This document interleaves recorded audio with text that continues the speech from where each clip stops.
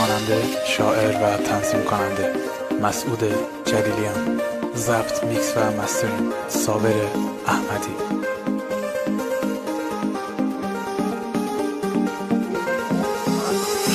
با یه اشاره شدم اسیر و نگاهت، دل ما جادو کردی با او چشای سیاهت، آتیش زدی به جانم شدی تمام دنیام، هر وقتی میبینمت ایادم میره حرفام، ایادم میره حرفام. مثل مخامت خدا خودش میدانه، عشق و علاقم به تو اندازه آسمانه، هیچ کسی نمیتونه تو ازم بگیره، هر کی حسود مانه خدا کنه بمیره، هر کی حسود مانه خدا کنه بمیره، خدا کنه بمیره.